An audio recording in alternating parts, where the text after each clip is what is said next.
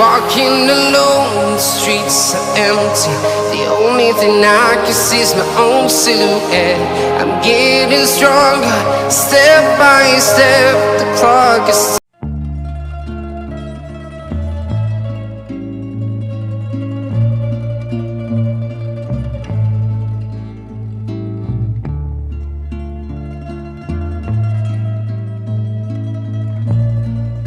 Bab 79. Ular dan Arang. Tubuh Amira sedingin air kolam. Jantung Radian mencelup saat wajah Amira begitu pucat dan dingin. Bibir perempuan itu membiru.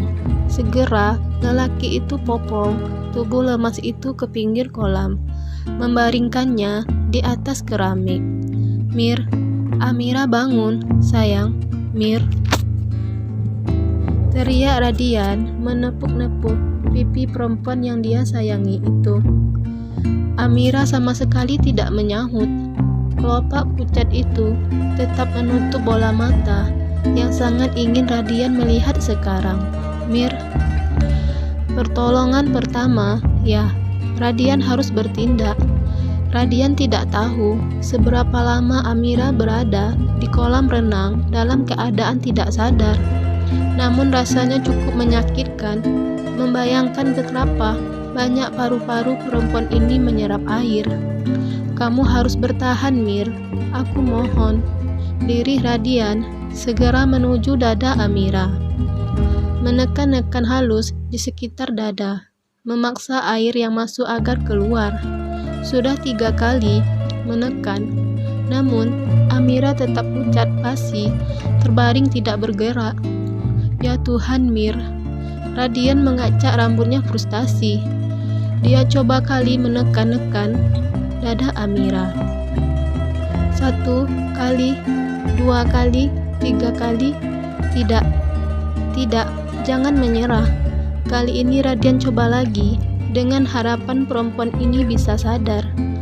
Dan ketika suara batuk-batuk disusul gerakan samar, Radian kehilangan tenaga dan jatuh di samping Amira. Lelaki itu lega luar biasa. Ketakutannya akan ditinggalkan musnah. Amira merasakan dadanya luar biasa sakit. Benar kata para ahli bahwa rasa sakit itu memaksa untuk dirasakan. Amira tiba-tiba sadar karena sentakan rasa sakit itu. Perempuan itu terbatuk-batuk, mengeluarkan banyak air di mulut dan hidungnya. Alhasil, sekarang Amira merasa hidungnya teramat perih. Dalam satu waktu Amira terhenyak sangat. Lengan-lengan kuat tiba-tiba menariknya ke pelukannya hangat. "Demi apapun, aku takut sekali tadi, Mir." "Syukurlah, kamu baik-baik sekarang." Dahi Amira mengernyit. Tidak tahu kenapa bisa berakhir di pinggir kolam dengan keadaan basah kuyup begini. "Aku hampir mati melihat ular di kamarku tadi." Lirih Radian mengetatkan pelukan. Amira tergugu. Dia ingin sekali sekarang sebuah ular di kolong ranjang. Dia yang berdiri di meja telepon, pesawat telepon yang terlempar dan ular yang membelit pergelangan kakinya. Serta merta ingatan itu membuat Amira menjerit tidak karuan. Dia takut. Ular itu sangat besar. Bayangan moncongnya perlahan menelan bagian tubuh Amira, membuat segalanya seperti mimpi buruk. "Radian, aku takut," jerit perempuan itu mencengkram punggung Radian. Dia redam tangisannya di bahu lelaki itu, mencari sandaran untuk memejamkan mata. Amira tidak mau terus membayangkan bagaimana kulit dingin ular itu menyentuh pergelangan kakinya. "Sayang, aku ada di sini, semuanya sudah berlalu," bisik Radian mengecupi bahu Amira yang kaosnya melorot. "Aku ada di sini, semuanya baik-baik saja."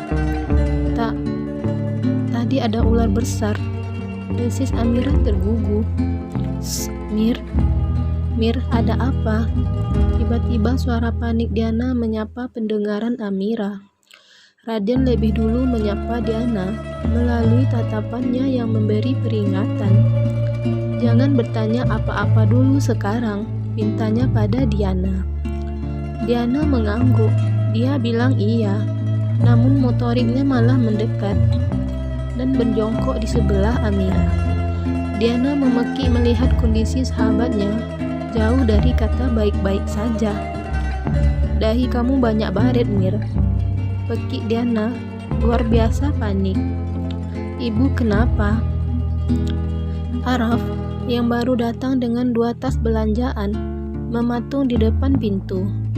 Tas belanjaannya jatuh, begitu saja, dan bocah itu menghambur ke samping Diana, memindai ibunya yang lemas di pelukan Radian. Aku tidak apa-apa, jawab Amira lirih. Ibu kenapa? Araf mendesis pada Radian. Aku hanya terjatuh, jawab Amira untuk kedua kalinya dengan intonasi yang dibuat normal. Radian membuat Araf dan Diana kecewa tidak mendapat jawaban dengan kebungkamannya. Radian memusisikan, kedua lengannya sudah terselip di antara leher Amira yang bawah lutut Amira. Tolong siapkan mobil Kudi. Radian berdiri dengan Amira di dalam pelukannya. Aku tidak apa-apa, Rad. Lirih Amira menolak pergi. Kita ke rumah sakit sekarang, desis Radian, meminta Diana mengambil kunci mobil di saku depan celananya. Diana mengikuti perintah Radian dengan ekspresi penasaran yang tidak ditutupi. Amira dan Radian yang basah kuyup jelas-jelas membuat Diana berpikir mereka habis berenang. Apa Amira tenggelam sampai sepucat dan selemas itu? Tapi Amira jago berenang. Lagi pula, kolam yang tadi dia pakai berenang bersama Araf itu juga hanya sebatas dada Diana. Tidak mungkin menenggelamkan Amira. Tapi di dahi Amira penuh baret. Ya Tuhan, Diana bingung sekali sekarang. Ayo cepat teriakan Radian menyentak kesadaran Diana. Cepat-cepat perempuan itu berlari ke depan menuju mobil Radian. Diana membuka pintu depan dan memosisikan dirinya sebagai supir. Tangannya luar biasa gemetar, tapi Amira perlu bantuannya. Araf mendesis, memandang bangkai ular berdiameter seukuran tubuhnya melingkar di lantai dekat jendela kamar ayahnya. Luka menganga di tubuh ular tersebut jadi asal muasal cairan merah pekat yang kini terinjak sepatu putih Araf. Ada yang berusaha membunuh ibunya hari ini. Dengan wajah mengerikan, Araf merogoh ponselnya di saku untuk menghubungi seseorang. Halo my little boss, sapa seseorang di seberang sambungan. Ada yang berusaha membunuh ibuku, kata Araf dengan intonasi penuh kebencian. Orang tolol itu berhasil mengirim ular ke rumahku. Oh ya? Kamu tahu tugasmu seperti apa kan? Kevin di seberang terkekeh geli. Dengan senang hati, akan kuburu orang tolol itu untukmu, my little boss.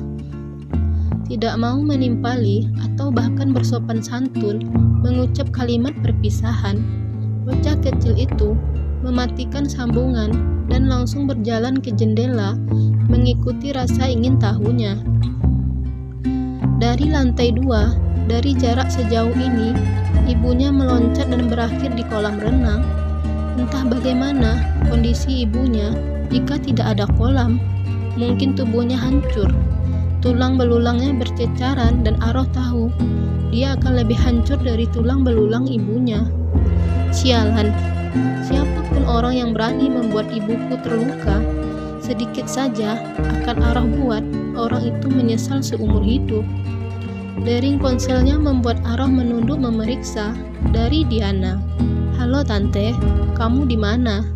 Tante pikir kamu ikut ke dalam mobil tadi, cecar Diana panik. Aku masih di rumah, jawab Araf tenang. Radian sudah mengirim polisi untuk menyelidiki kasus ibunya. Apa benar ada ular di kamar atas? Ya. Oh my god.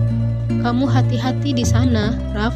Tante takut orang jahat yang menyimpan ular itu masih ada di sana. Apa aku harus kembali ke sana untuk menjemputmu? Aku akan bersama polisi di sini. Jangan khawatir, timpak Araf tenang. Hati-hati, Raf, seru Diana khawatir. Iya, Tan. Ya udah, Tante tutup ya, pungkas Diana. Kemudian mematikan sambungan telepon. Araf menyetujui sambungan yang diputus. Berakhirnya sambungan telepon bersamaan dengan suara deru mobil yang datang dari arah depan. Araf segera turun ke lantai bawah untuk menyambut satu mobil berisi 4 orang polisi. Hei nak, kami menerima telepon atas nama Bapak Radian. Iya, silahkan ke sini. Araf memotong ucapan polisi bertubuh gempal itu dan langsung mengiring mereka ke lantai atas. Tepat sebuah bangkai ular yang luar biasa besar mengelapar di lantai dengan luka menganga. Ya Tuhan, aku baru pertama kalinya melihat ular sebesar ini. Apa di sini ada CCTV? Ada, jawab Araf menuruni tangga, kembali ke lantai bawah. Araf segera menuju layar datar yang menampilkan belasan tayangan CCTV di setiap sudut villa besar Radian. Bersama para polisi yang memeriksa CCTV inilah, Araf merasakan dendam melingkupi tubuhnya ketika matanya menyorot sebuah wajah lelaki keluar masuk gerbang rumahnya dengan motor box besar. Saat hal itu terjadi, gerbang dalam keadaan sepi, tanpa satpam yang biasa berjaga. Plat nomornya sedang dilacak. Kita akan mendapat jawabannya beberapa menit lagi, ucap si polisi bertubuh gempal setelah mengirim barisan plat nomor ke rekan kerjanya di kantor. Tiba-tiba pandangannya berpusat pada Araf, baru menyadari bocah yang tadi dia lihat di lantai atas ada di sini bersamanya. Wajahmu tegang sekali nak, ucap si polisi tersenyum. Apa kamu takut, polisi? Biasanya anak kecil takut polisi. Kami baik kok, tidak jahat. Hehehe. Gurauan si polisi hanya dibalas desisan oleh Araf. Araf sedang di kondisi berpikir keras. Dia sedang memikirkan siapa yang tega merencanakan pembunuhan kepada Amira, ibunya yang baik hati. Kami akan menangkap penjahat itu. Kamu jangan takut ya. Araf mendongak dengan pandangan tajam. Pastikan bajingan itu mati membusuk. Kedua polisi itu saling berpandangan dengan tatapan aneh. Bocah kecil yang memandang mereka tajam baru saja memerintah dengan suara menggeram. Apa Araf berhasil menemukan penjahat yang berencana mencelakakan ibunya itu?